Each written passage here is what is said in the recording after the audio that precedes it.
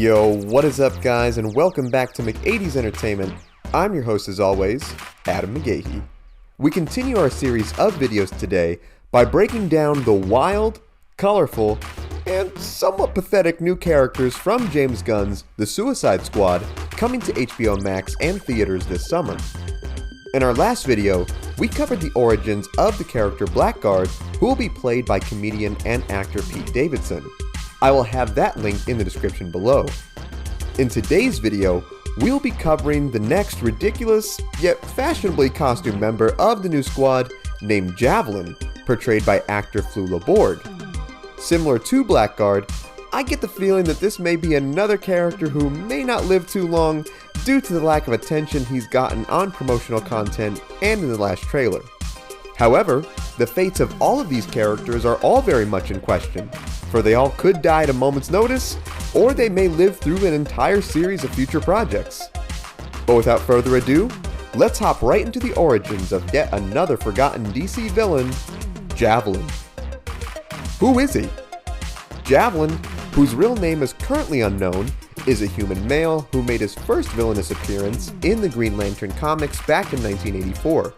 He was actually once an Olympic athlete, who, for reasons unknown, decided to use his athletic talents to turn to a life of crime.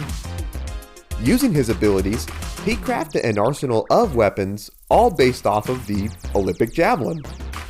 He then hired a group of mercenaries and attempted to steal a Ferris aircraft. This caused him to have a run-in with the Green Lantern, where he was defeated and brought into custody. In prison, he was then approached to join the Suicide Squad to be acquitted for his crimes.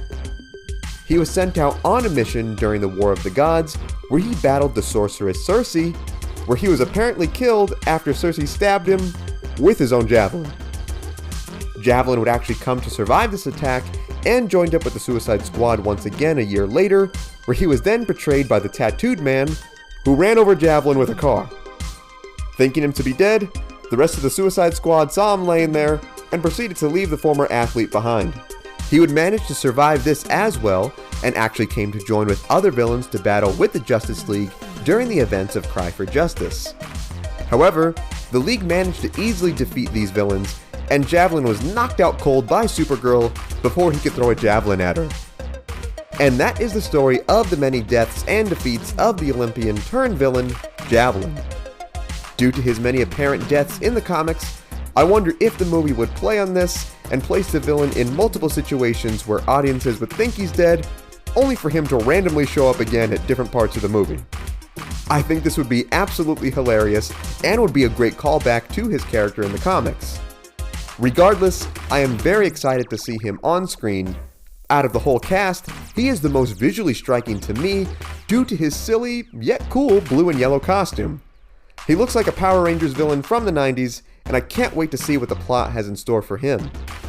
Now, what are your thoughts on this? Did you know this about Javelin? Is there something I missed? What other comic characters would you like to see us cover? Sound off in the comments. Also be sure to give this video a like, subscribe to the channel, and tap the bell icon to be notified of all of our latest videos. Thank you so much for watching. Remember, you are awesome and loved. God bless, and I will see you in the next one.